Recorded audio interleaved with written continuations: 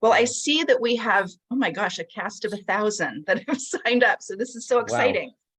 So just for everyone, the way that this webinar will work is it's unlike Zoom in that your faces will not populate the screen. It'll just be me, I apologize, and Lysley, who's wonderful. And I have all of the questions that your professors had sent to me. So we have wonderful questions to ask at the end. The way that the evening is going to sort of roll out is I will do some introductions of our wonderful guest. I'm going to ask Lysley if he would be so kind as to read a bit of Son of Good Fortune for us, and then we'll hop into the questions and answers. The entire event will take an hour. I want to be conscious of everyone's time, particularly Lysley, who is in Baltimore, and so it's very, very late for him already. I do want to read, because one of the downfalls of a webinar is that we can only have a host and a panelist, which means that our department chair, Michael Colson, is unable to be in one of these boxes with us, but he actually sent along sort of his remarks to open up as well. So I do want to give him time for his words to be heard. So this is from Michael. As chair of the Language Arts Department at DVC San Ramon, I'm proud to welcome you all to an evening with award-winning author Lysley Tenorio. Oh, there he is. Hello. Hi, Michael. Hey, Michael. Good to see you. How are you? I wasn't expecting to pop on. Well, that's fantastic. I will let you do your own introduction then, my dear. No, you read it. Oh dear. Okay, but you say nice things about me, which I'm very uncomfortable saying about myself. So I'm going to skip over that part. With warm gratitude, we thank Mr. Tenorio for his time and willingness to speak with us. As someone who has completed creative writing workshops with Mr. Tenorio at St. Mary's College, I can testify to his generosity and expertise as a writer and literary citizen. We look forward to an evening of insights into the writing process and a splendid discussion of his exemplary fiction. Mr. Tenorio, thank you so much for sharing your talents with faculty and students who are participating in this webinar this evening. Thank you, Michael. Thanks, Michael. I just wholeheartedly concur with everything that Michael just said. I have had the great fortune, speaking of Son of Good Fortune, I've had the great fortune of working with Lysley through my MFA program as well, which I finished last year. He was not only a mentor and an inspiration and a professor, but he was at times a support system for me through the program, guiding my work in ways that I never thought it needed to be guided, but were so essential to me as a writer in trying on new voices and trying on new challenges in my own craft. And so I am eternally indebted to Lysley for being such a catalyst for change for my own writing and how I feel about writing. So this is just such an honor and a delight to spend time with you, Lysley. So without further ado, let me get into Lysley's remarkable bio so we can all ooh and ah about his amazing accomplishments. Lysley Tenorio is the author of Monstrous, named a Book of the Year by the San Francisco Chronicle, and the Son of Good Fortune, winner of the New American Voices Award from the Institute for Immigration Research. His stories have appeared in The Atlantic, Plowshares, Manoa, and Zoetrope, and have been adapted for the stage in San Francisco and New York City. A former Stegner Fellow at Stanford, woohoo! He has received fellowships from the National Endowment for the Arts, Yaddo, McDowell, the Bogliasco Foundation, the Radcliffe Institute for Advanced Study at Harvard University, and has been awarded a Pushcart Prize, a Whiting Award, and the Rome Prize from the American Academy of Arts and Letters. Tenorio was recently awarded a 2022 Guggenheim Fellowship in Fiction, and The Son of Good Fortune is currently in development for a television series with Amazon. Born in the Philippines and raised in California, he is associate professor in the writing seminars at Johns Hopkins University. Thank you so much for being here, Lysley. It's just a delight to see you, and I'm so excited to be in conversation with you tonight. Oh, I'm so excited too, Katie. I mean, you know, it's great to see you back and your background. You know, we only ever really met through Zoom because it was, you know, we were online. And I'm not in my closet. Poor Lysley had to see me in my closet most of the time because there was nowhere else for me to go. Well, it's so nice to see you again, and I'm excited that we get to be in conversation with each other. I'm a fan of your work, as you know, and I just hope that your students realize how lucky they are to work with you, because not only are you, you know, such an excellent writer, but I know what a good reader you are. So I imagine that your Thank students' you. writing is benefiting immensely from you. Thank you for inviting me to be part of this. Thank you, Michael, and thank you to everyone out there. I don't get to see you via the webinar format, but I trust that you're there. It just means a lot to me that I had the chance to share the book, and I appreciate all of you reading it. This book came out right when the pandemic hit, so I didn't really get to do many events. So the fact that I'm able to have this moment with all of you makes me feel like my book gets a bit of an extended life out there. So I really appreciate it. Of course, and it's been so wonderful to have this sort of feeling of community surrounding your book this semester, since so many of our English classes are teaching Son of Good Fortune this semester. It's been such a great way of opening up dialogue, of having a little bit of cross-pollination across the classes, in dialogue about the themes and the concepts and the craft. And so I'm just delighted to have you here with us today. Well, me too. Thank you so much. I guess I'd start by reading a little bit. Oh, Is I that would a good love way to that. begin? Yes, please. Okay. I'm going to mute myself in case my dog barks. So Okay. hold on. All right. I'm just going to read for a couple minutes. I'm going to read a scene for those of you who want to follow along, if you have the paperback copy. It's on page 202, and this is the scene where it's kind of a flashback where Excel, our protagonist, just thinks back to the story of his birth, the story that his mother Maxima would always tell him. I just thought I don't often get a chance to read that, so I thought I'd read it for you tonight. Maxima would tell the story like this. She's 8 months pregnant when she boards a Philippine Airlines flight bound from Manila to San Francisco. It's her first time on a plane in a window seat, no less. Takeoff makes her nervous, but once the plane is steady in the sky, she relaxes, thinks she might even enjoy the feeling of being in the air. She won't pay for headphones, but she watches Moonstruck. She likes Cher's movies, but not her music, on the video screen up front, and manages to follow the plot even if she can't hear the characters speak. The in-flight dinner is so-so, chop suey, salad, a buttered roll, but what she loves is eating them out of small trays with their own compartments. In America, she thinks, she will eat all her meals like this. It's a 17-hour flight. By the 5th hour, she can feel how pregnant she really is. Her seat is like a fist squeezing her body. Her back aches and feet swell, and the passenger to her left, a nun who looks like she's 15, hogs the entire armrest. But America is the only choice, Maxima tells herself, her only hope. What's left for her back home anyway? She has no job, no income, no family. The movies don't want her anymore.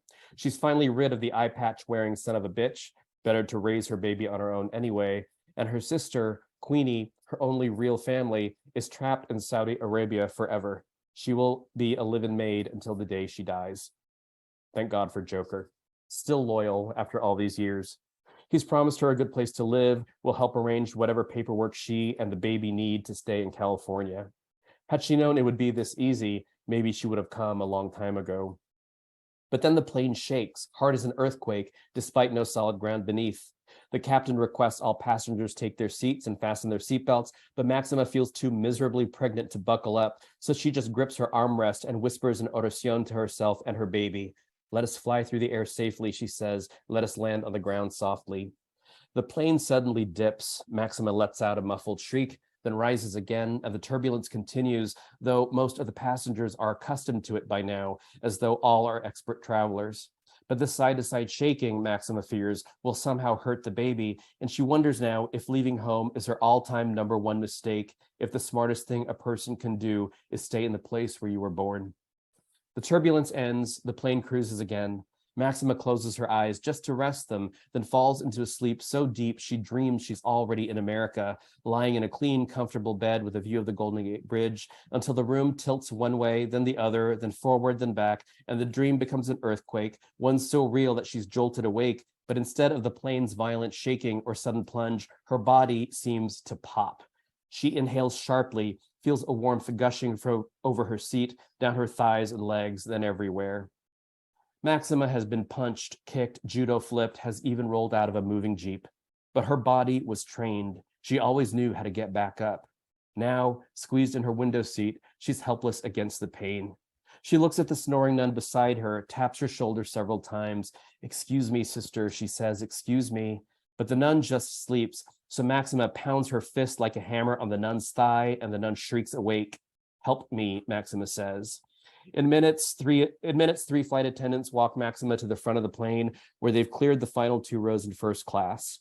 With great luck, the plane is full of nurses, Filipinos hoping for work in US hospitals, and 4 of them tend to Maxima. They give her water, dab her face and neck with cold towels, time her contractions. They come and go in shifts, except for one, a male nurse named Rocky, who has been close by from the beginning and will be there to the end. "Wag kang mag-alala," he says. "Don't worry, honey, you're in good hands." He fans her with what Maxima realizes is her own plane ticket, so that she sees, flitting back and forth just above her face, her name and confirmation number, XL0426. "XL," she whispered to herself. "XL, XL, XL." The rhythm of the letters like an incantation, a one-word oracion. Rocky leans closer, not quite hearing her. "XL," she says. "So whenever I say my baby's name, it also means be good, be the best." She takes a deep breath, nods to herself. "XL, diba?" More turbulence, a jolt, and XL is born. His arrival, the end of Maxima's story. I'll end there. Oh, thank you so much, Leslie. That's one of my favorite scenes of all time. Just love it. Thanks. What is it like? I mean, you had just mentioned that this was sort of a pandemic baby for you. What is it like reading from it? Do you feel a distance from it, or does it still feel as familiar as it did then?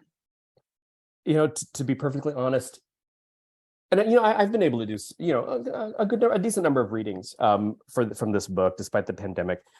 It never feels familiar, and the reason it never feels Really? familiar is because so much of this, people always ask, what's your process? I don't know what my process. Certainly for this book, I don't know what my process was. I finished this book really in a kind of panic. I don't know if I should admit this, but at a certain point, Oh, please do. We all need to hear it. I mean, the original deadline for this book was many, many years ago, and I repeatedly asked for extensions for all sorts of reasons. And at a certain point, they actually said no, I could not have any more extensions. And I thought, how dare you? And I remember it's like, I have to finish this. I really got to finish this book. So much of this was written kind of in a flurry and a panic that there's just a lot I literally don't remember about writing Really? this book.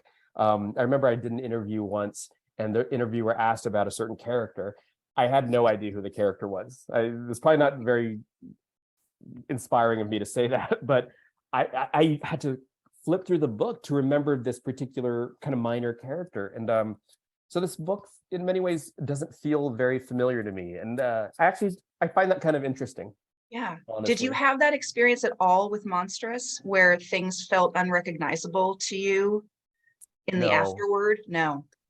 That also took many, many years to write. I think for me, and I'm sure lots of writers have said this, a story you can really hold in your head at one time. It's compact, by nature of the form.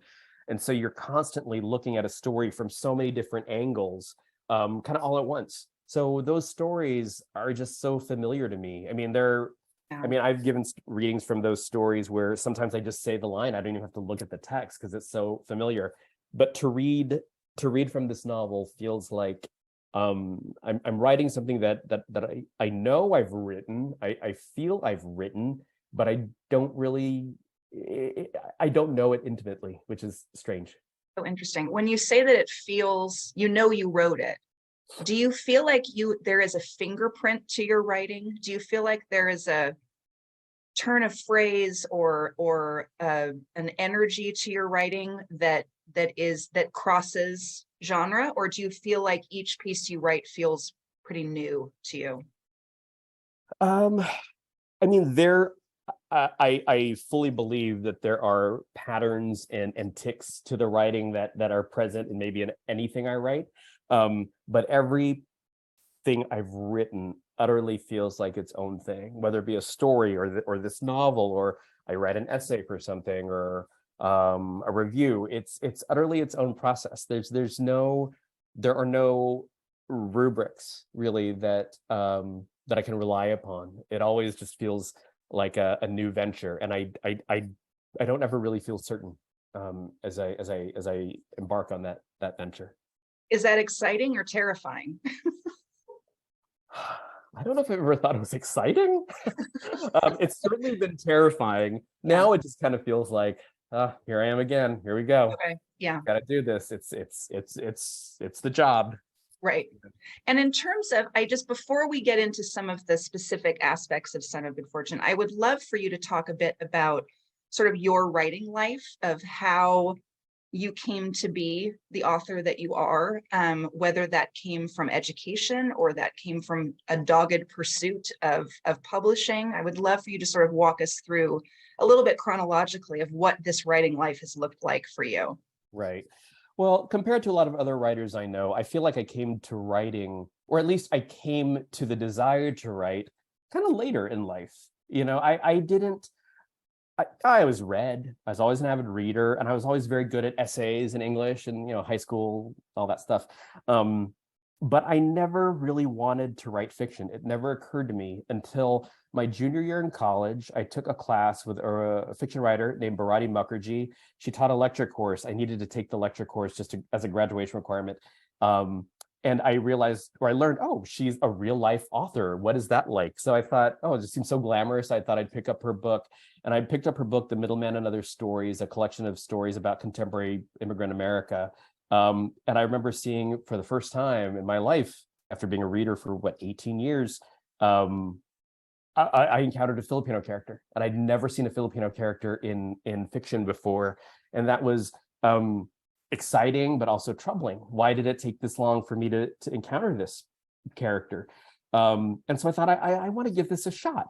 I like to read. What if I could tell a story? From that point on, I would take creative writing workshops. And I knew, even though they were, kind of automatic A's, do the work at the A, it was the only class that I lost sleep over. It was the only class that I really, really cared about.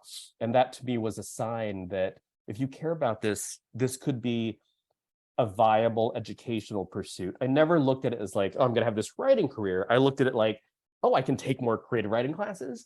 Right. And then when I graduated, I had nothing really lined up. So I thought, well, what's this MFA thing that I keep hearing about? It sounds like writing camp. I'll go away to writing camp for 2 years. So, and even in grad school, I had this idea of publishing never occurred to me. I just thought I could try this. And what happens if I become a better writer? Let's just see what happens. And from that point on, it became, a priority in my life. After grad school, I moved anywhere where I could find some funding and where I didn't have to get a full-time job. I mean, the year after grad school, I made $5,000 that year.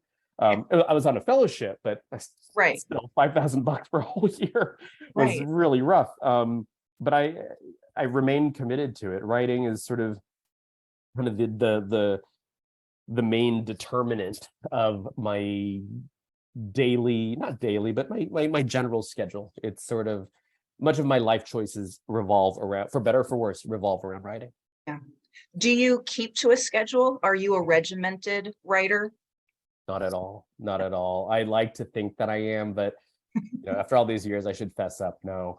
I will say though, and you were at a residency recently. When I'm able to tuck myself away somewhere and really devote 24 hours a day to writing, or in theory, 24 hours a day, I can be pretty disciplined. You know, when I know I'm really going to write, it's like I wake up, there's coffee, and there's the desk. But day-to-day life, no. Yeah. Do you have particular rituals surrounding your writing? Do you have to listen to certain music? Do you have to drink a certain kind of coffee? Is there anything like that for you? Well, definitely no music, because I'm too easily distracted. Oh, really? No, okay. It has to. Okay. I really not need even instrumental. It has to be silent. Okay. Silence. Probably the only ritual, a coffee. Coffee, I think, is essential. And if I've really put in an honest, good writing day, or even if I haven't, there's usually a martini at the end of the day. Oh, thank God. or I know, thank God. Or even before the end of the day. Who are we kidding? Right. But yeah, and I'm glad you bring that up. This idea of ritual. I think it's something I need to be more conscious of, because the writing, when you're really in the thick of things, can be exciting and fun, but it can also be monotonous and honestly, it can be boring. It can be really boring. So any way to sort of treat yourself to something good or to indulge in some kind of vice, when you're trying to really work, I think can be really helpful. Yes. I know that some of my students this semester are trying their hand at NaNoWriMo, which is the month of November. You basically sign up and you try to write a novel in the space of 1 month. Yeah. And we were talking about different rituals or different ways to keep on that rigid schedule. And I was reminded that I have a friend from college who has done NaNoWriMo multiple times, and she does something where she'll put on a face mask and she can't take it off unless she's written 1,000 words at a time. Fantastic. And it works for her. I think it sounds dreadful, but it works for her. If But it it's works.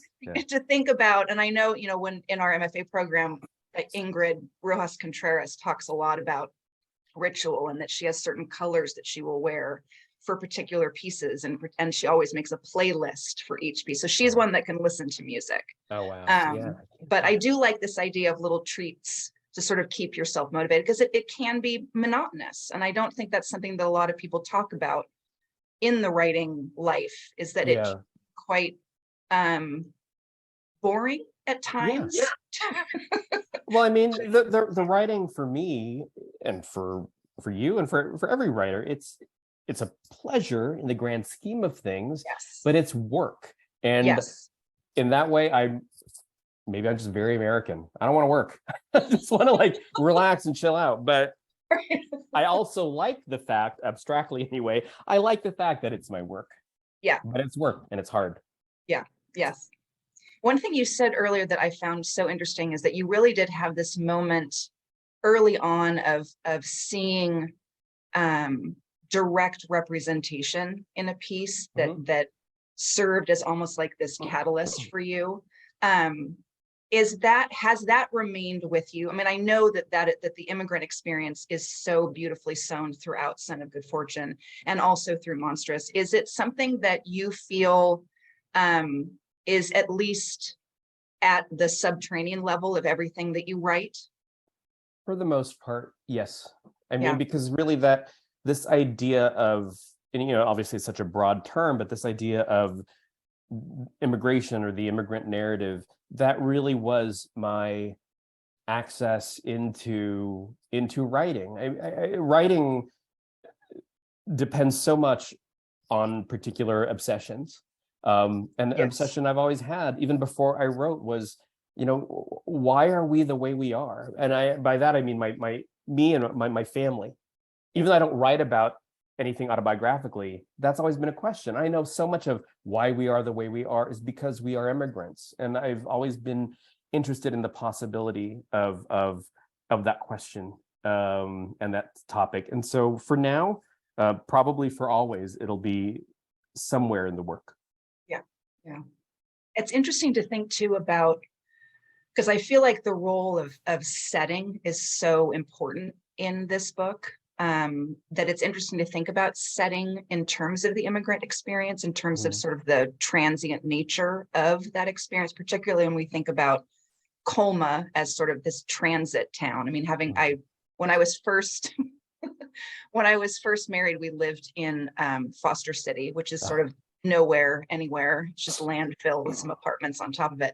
But we used to have to drive to Colma to then get on the BART to get into our jobs in the city, which was just awful. But just reading this book, it just brought me back to sort of this place without a place that Colma felt like to me. What is your direct experience of Colma? Because it's clear that you have an understanding of that place in California in this book.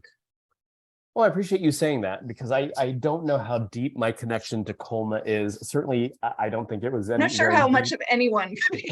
Right, you can literally be deep in Colma if you're buried there. It was always an interesting town. It's right on the edge of one of the most famous cities in the entire world, yet few people know of it. And yet, if you live in San Francisco, one of the most famous cities in the world, if you want to be buried, that's pretty much your best bet to be buried nearby. You cannot be buried in San Francisco. And that idea was always so interesting to me. So it was always kind of fun just to take little drives through Colma. But when I needed to figure out where would this story take place, when I understood that this will be a story about an undocumented son and his mother, Colma seemed like the perfect setting. If where would one go to hide? Where would one go to be under the radar and yet just be on the verge of bustling life?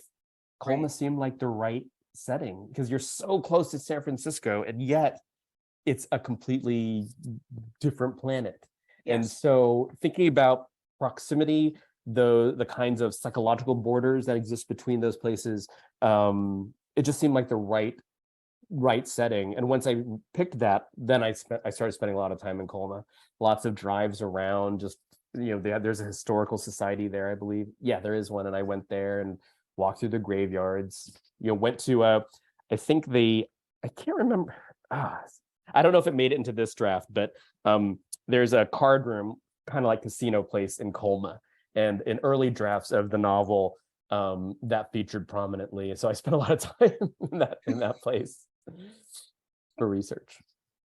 And one thing that I love, and I tend to love it as a concept in all fiction, is anytime I can find a, I don't want to say dysfunctional, but complicated, complex parent-child relationship, I am just there for it. I love to feel, and perhaps it's voyeuristic, but I do love to sort of be able to peek into the dynamics of parents and children. And you've created here such a dynamic, complicated, complex, but always, there's never any question, at least in my mind, and I know that with some of the students that I've spoken to about this, but there's never any question that there's love at the root of it. How is the process of writing a parental child relationship like this? Were there difficulties surrounding it, or did it come fairly naturally?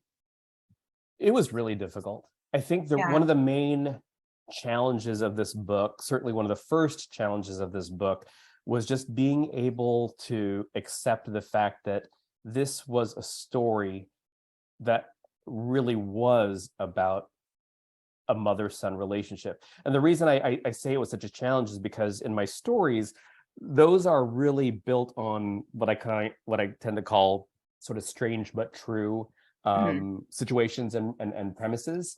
So I can find some kind of weird article that somehow resonates with the themes that I'm concerned with, and I can kind of tease a plot out from that, and then figure out, okay, I'll build characters from there. I always began with plot. Yeah. When I realized that wasn't going to work with this book, I realized, oh, this book begins with a relationship. I have to build a whole novel around a relationship, which just seemed so abstract and daunting. When I realized after many, many drafts and really many years that that this really, for Excel, and this is once I knew that Excel really was my protagonist, for Excel, this is really about what it means to be a son. And this idea of sonhood, which that's the word I kept using when I would work on the book. When I realized this was about sonhood, that's when I had a better sense of how I wanted to render this relationship and try to understand how it evolves over the course of the story. So for me, so much about this book is really trying to answer that question, what it means to be a son. Because I'm not a parent. I won't ever be a parent, but I was a son. And I think I lost my mom during the writing of this book, which was really, really shitty and really, really hard. So without her, there was a lot of, I still wonder, what am I without my mother? I'm not a son anymore. I don't know. I don't know what that means. So that really was a question that I wasn't necessarily seeking to answer, but it was certainly a question that I wanted to ask. And thank you for sharing that. I really appreciate that. What are some of the aspects of sonhood? Now I'm going to use that term for the rest of my life. What are some of the aspects of sonhood that you really wanted to investigate in this book? I really wanted to investigate the failures that sons or daughters or just children often have in really trying to understand their parents, in trying or failing to recognize what parents do, for better or for worse, for them. Early on, well, not early on, but at a certain point, I realized that something I knew Excel had to at some point realize was that there is no one stronger in the world, emotionally, psychologically, even physically. For him, there is no one stronger in the world than his mother, than Maxima. And I think part of that question of, what does it mean to be a son also means, do you understand your mother? Do you understand what your mother means? So that was a lot of what trying to understand what sonhood meant was about. What I love so much about that, Lysley, is that I think as a mother of two sons, just all of this book was very, it hit a lot of tenderness for me as a parent. And I think one thing that I think a lot about as a parent, and I definitely felt in reading this, is this idea of that Maxima was someone before Excel. She was a vibrant, dynamic woman, and not that any of that was diminished, but it was a different kind of dynamism after having her son. And I think this idea of who our parents were before us is something that you navigate so beautifully in this book, because it's a mystery. It's something that as children we won't ever necessarily experience in its totality, but we can only have glimmers of it. And I love that we're given that access to Maxima before her life in Colma. Yeah, and thanks for saying that, because it was so Maxima was so much fun to write. It was tempting just to dig into her entire backstory, but I had to keep in mind this really is coming from Excel's point of view. So how can I find ways to bring to the page Maxima's former life? So knowing that she was in the movies was a way to evoke that a little bit. Yeah.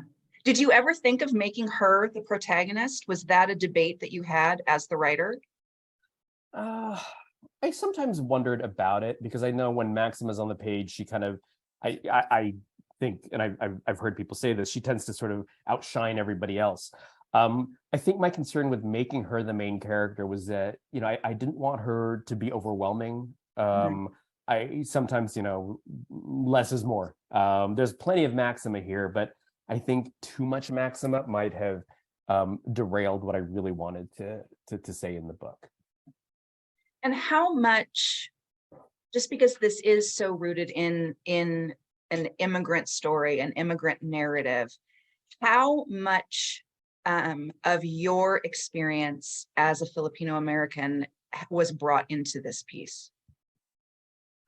No direct experience. I can't think of any particular scene that's based on something that actually happened to me, but of course I see my emotional life in here. I see my own, particular aspects of my own Filipino upbringing in here. They spent a lot of time at Target. I feel like I spent a lot of time at Target with my mom. I don't know if that's a Filipino thing. It always felt like a Filipino thing somehow. It's in there, but it's not logistically in there or biographically in there. If that makes sense. Yes, that does make sense. Do you feel like this was a book that speaks at all to, I think it does, but I would love your opinion on it, that speaks at all to young love, to the first sort of glimmerings of young love, of complicated love for Excel? I think it could. I'll say that was one of, and I think that's why it was so hard to write. It was one of my least, it wasn't a big concern of mine. Romance, those kinds of relationships for me have never been fun to write. I've never been drawn to those kinds of relationships, at least as a writer. Of course, in other books and movies and things like that, I can be totally sucked in, but it's never been my strong suit. I don't know. It's just that, I don't know, those dynamics I'm not interested in, but I needed to give Excel that kind of life. He needed that in Yeah. his life, just to be a fuller, more textured character. But I actually think that was the hardest part of the Really? book to write. All the stuff with Sab, Yeah. hated writing those scenes. Oh my God. I think at the end, she comes back and he takes her to the roof of the apartment building. That took forever just to get onto the page. And Really? even now, I'm not even, I can, I'm I not can even feel you sure. cringing. Oh God. Oh, I hated it.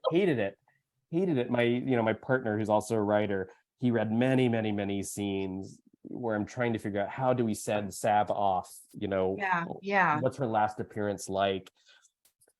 Very difficult to write, not fun. Yeah, it's so nice to hear that something is difficult, though. I mean, I think as Yeah. I mean, just as a reader, it just feels so fluid and lovely and perfect, and every piece is fitting. So, I mean, it is nice to know that the duck's feet are, paddling furiously under the water. This whole book was really, really hard to write. I mean, for all sorts of reasons, but even just as a project, it's so hard to hold a novel. I only have one novel, I've only written one, but it was so much work to figure out and to track and to remember. Do you feel like that it was a different muscle set from the short story collection? Oh God, it felt like a whole different anatomy. Yeah, I mean, for me, the story was not a training ground at all for the novel. Okay. And in fact, I've actually been having trouble transitioning back into stories. Really? Yeah, that feels like a whole new beast all over again. Yeah. Oh, that's so interesting. Yeah. I mean, I think my, as you well know, taking on a novel for me felt Herculean and sort of Sisyphus-like at times. But it is a very different beast. Yeah. Very, very different beast. For sure. Okay, I want to talk about Hello City.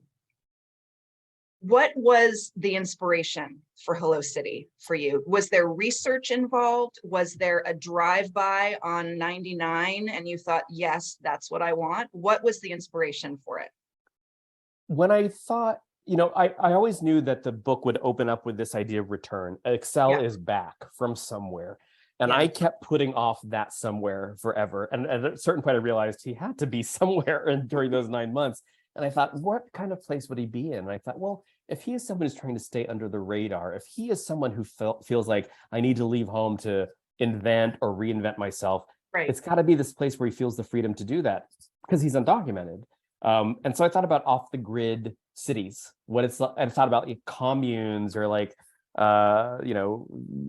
hippies living off the grid. So I started doing research in off the grid communities, and I learned about this place in Southern California called Slab City. Did a lot of research, did not go there, but did a lot of research did a lot of research on Slab City.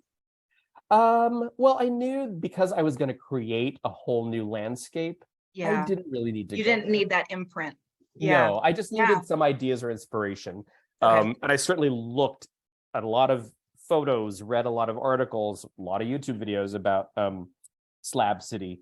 But that was just sort of to get me into the frame of mind of that place. It really wasn't about I need to use this real life setting and convert it to fiction. I just sort of saw that as a kind of inspiration for Hello City, and I made it up from there. Does a place like that fascinate you? It sort of fascinates me. I mean, I think I recently watched Nomadland, the Francis McDormand, which deals with, sort of a similar kind of created society.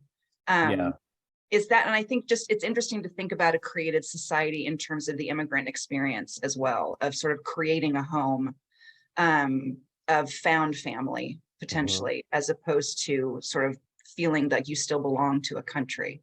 Right. In that context, I'm very interested in those kinds of places. And certainly that was one of the things I was thinking about in using that as a possible setting for the book, because he thinks I need to go to this place where I can really be myself, but he never really is himself because he's lying when he's there. Right. And where he can be himself is the place where he escaped from. He needs to go home. Yeah. Yeah. Oh, I love that. So there's a wonderful question from one of our students, which I just love so much, and I'm so excited to hear what you have to say about this. The question is, do you, in the writing process, feel any pressure to make your characters likable on the page? No, no. I mean, they need to be tolerable, Yeah. Um, Yeah. and I say this to my students, the only real obligation is to make the character seem compelling, Yeah. and they Yeah. have to be necessary to the story you're telling. Likability.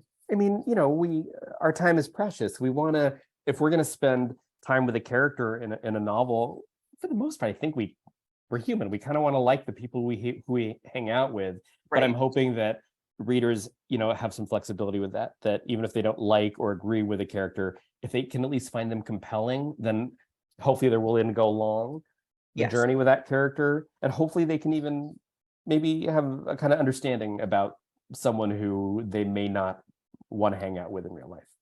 Right. Yeah.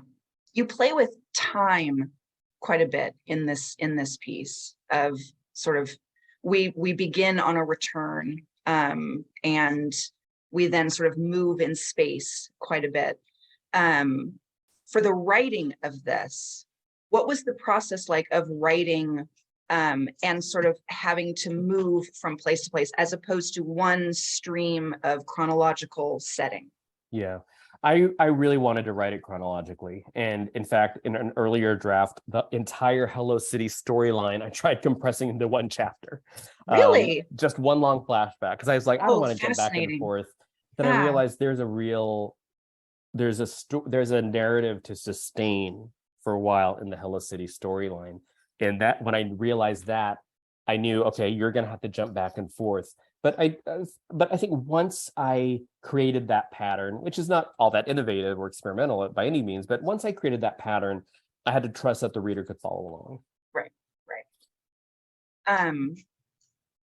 So I'm really curious what you're working on now. So If you can share it with us. yeah, right now, and it's I've just relocated, so it's been a while since I've been able to just sit down and work. But I'm working on what I hope is a novel, but a novel either in stories or in fragments or both. Interesting. And it has to do with overseas OF. The term is OFW, overseas Filipino workers. The main export of the Philippines is human labor.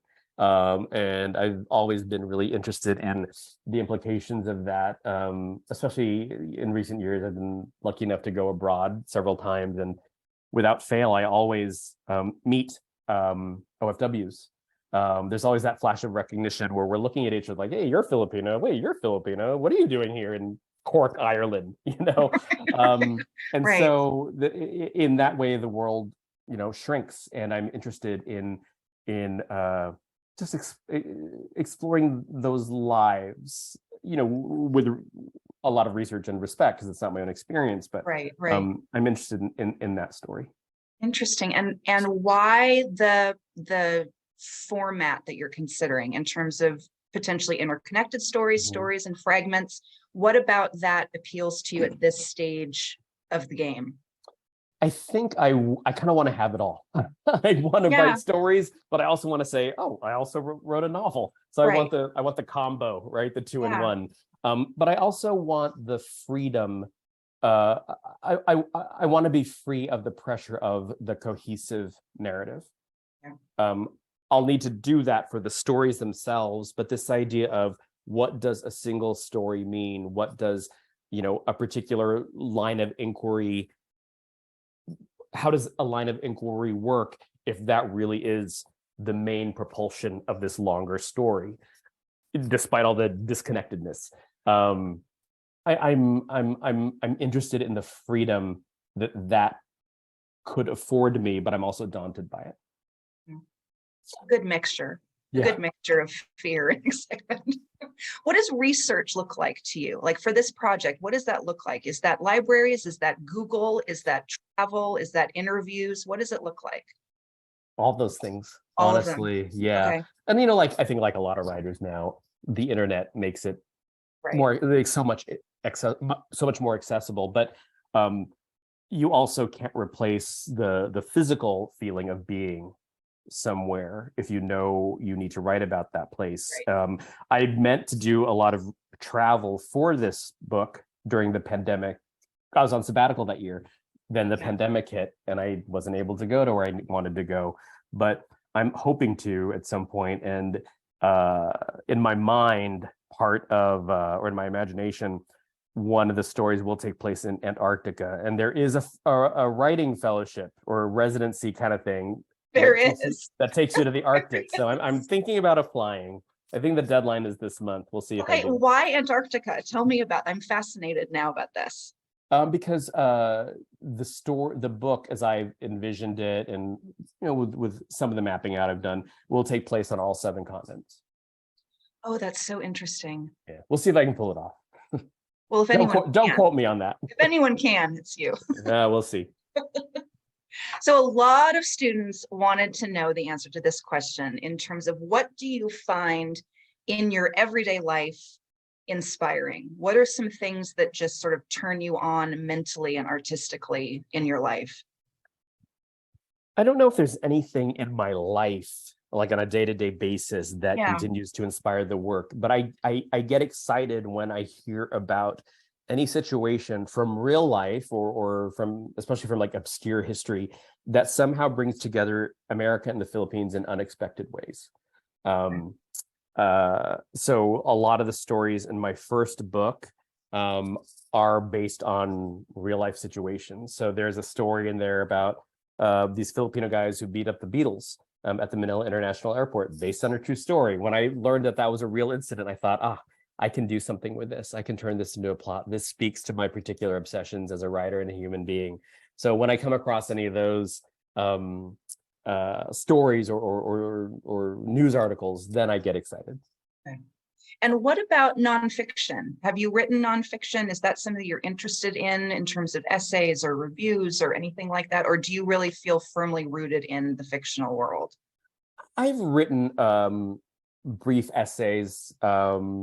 I've written maybe 1 or 2 book reviews. What I like is that it forces me to write in a way I normally don't.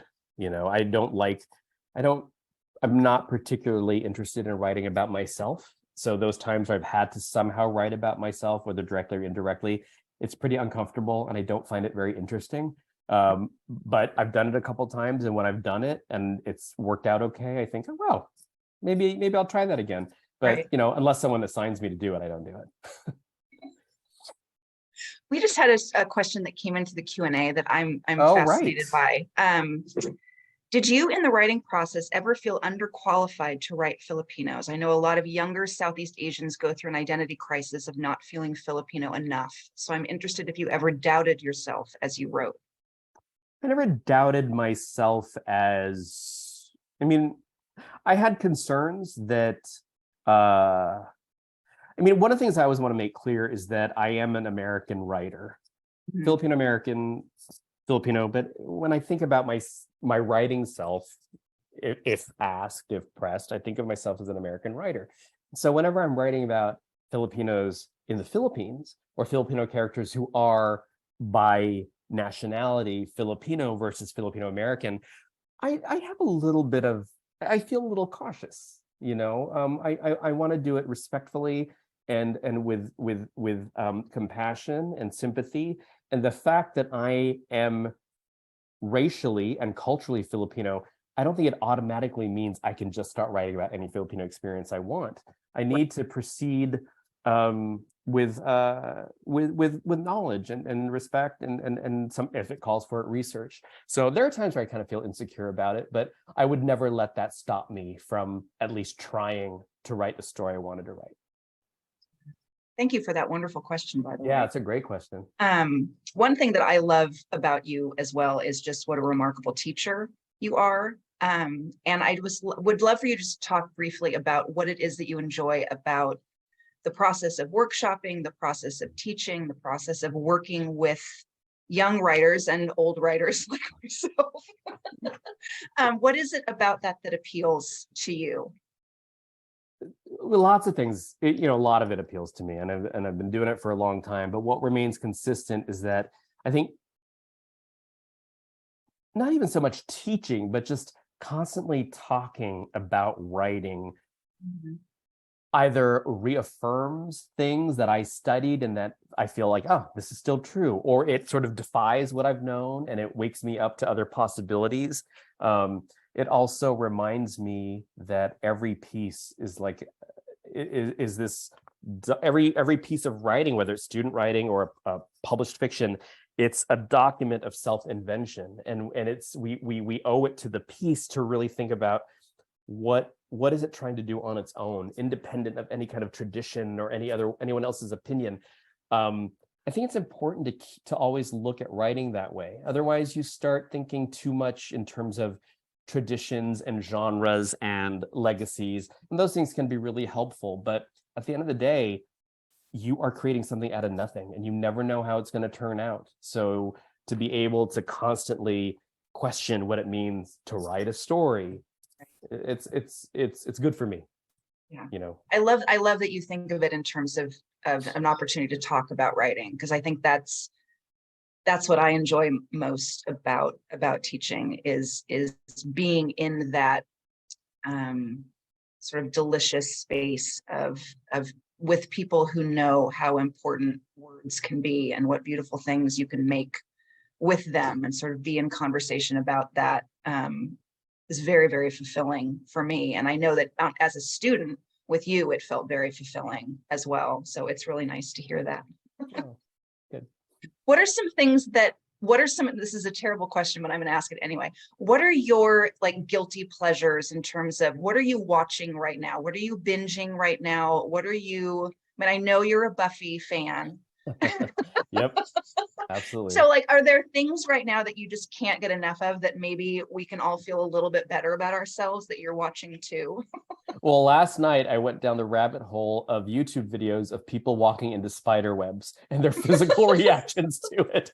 So hilarious. Where did you find that? Where did that come from? I don't know. It just came up on my queue, which makes me wonder, what the hell are you watching? So hilarious. I've been watching like cooking clips, recipes, Okay. things like that. Yeah. So nothing right now that really nothing right now that has a lot to do with the writing, just stuff to just sort of kind of help me check out from the usual stresses, of the day. Yeah. What advice, if any, would you give some of our young writers who have stories that they want to tell but don't particularly know quite what to do with them or how to tell them? Right. Well, I think it's important. I mean, and I think it's true. Everyone has a story to tell. The question is, what is the best way to tell it? Sometimes the best way to tell your story is to go to like an open mic night, because that is a whole kind of storytelling, and it requires a whole particular set of skills. If you feel like you have a story to tell, whether autobiographical or whether fictional, if you want to write that story, then I think language has to be a concern for you. And not just a love of words, but really a love of language and the logic and particular nuances and tensions of language, because so much of the value of what you have to talk about or what you have to say really depends on how you say it. And for me, that's always, in many ways, that's at the forefront of the work when I'm really writing. So that's probably one of the first pieces of advice I would give. And how do you balance? That's such a great point to make, because it's sometimes we can get caught up in, okay, what I need to really focus on is plot, or what I really need to focus on is characterization. And sometimes we can, or like me, who gets fixated on the sentence level, sometimes we sometimes sort of fall behind on plot development. Or how do you balance that? Because I mean, clearly Son of Good Fortune is a masterclass in plot characterization, but also gorgeous sentences and gorgeous imagery. And is there a process for you, or do you just write? Does it just come, or are you conscious of at the sentence level? I'm pretty conscious at the sentence level, but certainly the first drafts are incredibly messy, and I allow them to be messy. But at a certain point, and this is after many drafts, for me, it's like learning a language. At a certain point, I become fluent, and the writing. Oh, that's such a great way of thinking about it. yeah, the writing can get a little easier. Suddenly these ideas of plot and character and language, they aren't they aren't exclusive from one another. They just sort of meld together. But that's only after I've learned how to speak this particular story. But it takes a long time to get there. Oh, I love that. I love that idea of fluency, that it just, and then you sort of wake up one day and you are fluent in that, in the language of the piece. Yeah, you realize it. Yeah. You just write, and one day you realize, oh, I know how to write this next paragraph or this next scene. It'll be edited at some point, of course, but you know how to get through it. Right. Oh, that's so interesting. So I know that one of the questions on everyone's mind is this Amazon show of Son of Good Fortune. Yeah. Is that so? Maybe you can't tell us many things about it, but how involved are you in that process? Are you involved? Is this something where you had to hand it off and sort of with a wink and a prayer, hope that it manifests in the way that you would like it to? What is that process like? You know, a lot of it's a mystery to me because Okay. my agent, you know, sort of one day said, "Were you planning to adapt this into a movie?" I was like, "What? No." And she's like, "Okay, because, you know, I want to hand it to my co-film agent or whatever, and she thinks people might be interested." And so I just said, "Sure." I didn't think anything would come of it. And next thing I know, you know, someone's interested, and there are producers. I was involved, at least in the early stages, when you know, you sort of have to sign off and say, yes, you can have this. Right, So I met right. with some of the, for lack of a better word, I guess, the executives at Amazon TV, and Riz Ahmed, you know, the actor and producer. Yes. He is one of the producers of this show. I met with him online and Okay. just really loved the way he talked about the book. And I thought, you know, That's I really wonderful. I trust them. And you know, I maybe, and you know, this is still in development, so Yeah. it could all fall through. But I had a really, really great meeting with the screenwriter. Oh, that's great. Like in April, I think. Okay. But you know, I haven't heard anything since. I'm in many ways, I feel like the least important person in the room. So, which, you That know, is must be probably true. that must be such an important sort of bond to have between you and a screenwriter, though. I mean, in terms of fluency, it's someone that you would want to be fluent in the story that you're telling as well. Yeah, for sure. I mean, we haven't, you know, that was really the only time we communicated. So we haven't gotten to that point where, and he said he was very open to ideas and would love to talk about the episode arc and things like that. But right now it just feels so off in La La Land that it doesn't really, Literally. Yeah, right. So, but I'm hopeful because in my lifetime, I never thought I would see an American television show that centers Filipino characters. Never. So the idea that that might actually happen in my lifetime would mean a lot to me, and I think it would mean a lot to a lot of Filipinos, A lot of people in America who deserve to have their own fucking show. Yes. After all these years, we've been here a long time. Absolutely. And we deserve some attention in that way. Thank you for saying that. Thank you. Oh my gosh, I can't believe that we are at an hour. This has flown by. Thank you so much to everyone for coming and for listening and for submitting such wonderful questions. Thank you so much, Lysley, for being delightful as always, and for being so open and honest and with our students and with our audience. We just really, really appreciate it. Well, I appreciate you sharing this book. It means a lot to me, and made all the better by the fact that you and I get to talk about it. I love it. I had so much fun working with you during your MFA, so that we get to keep talking. Thank you. Is awesome. Now we get to go have a martini. Yeah, I know. Someday we'll have to have an in-person martini. Yes, please. I would. We have not met. Never. Isn't that bizarre? It's bizarre. So weird. It is the strangest world we're living in. A martini one day, I would love it. Me too. Me too. Thank you so much to everyone for coming. Thank you, Michael, for organizing. As always, we're just so appreciative of everyone. Thank you, Lysley, for your comments and talking about your writing process. I really appreciate it. One last question, if you don't mind. Not at all. You know, I just finished my novel, and I'm not going to talk about my writing, but you talked about how writing, and you're definitely right. You know, it can be boring, it can be lonely, and you know, in the span of time that we've done this webinar tonight, I've received 2 emails from students who are dealing with mental health issues. How how, as a writer, do you, and even a teacher, how do you confront these mental health issues as you work through as part of your process? Yeah.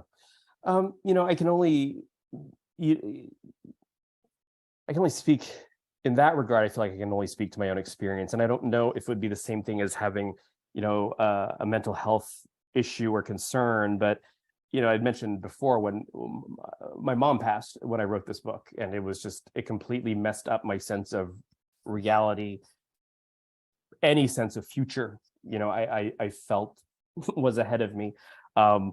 And I kept saying to myself, you have a deadline, you have to work, you have to write. I didn't. And I think that was okay. But I think anyone dealing with, mental health concerns or situations, you give yourself that freedom to step away from the writing. But sometimes it can also be an incredibly helpful thing. And I don't mean that in terms of cathartic or therapeutic, because I would never want to make that assumption about anybody else.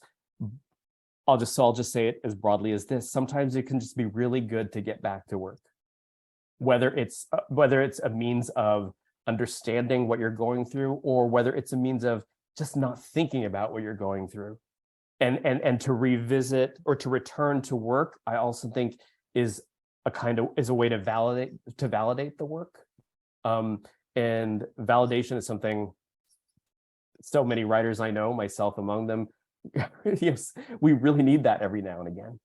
And if you can return to the work, if it feels right to do so, and if you can stay healthy, relatively while doing it, sometimes just getting back to it can just be a way to move forward. That's great. Thank you. Thank you very much. Thank you, Lysley. Thank you so much. Go have a wonderful rest of your night, even though it's practically the middle of the night for you. But it's still early. I go to bed late. Thank you again. Thank you. Have Take a care, wonderful everybody. night, And thank everybody for joining us. participating in our webinar. Bye. Thank you, everybody. Thank Bye. you. Stay safe.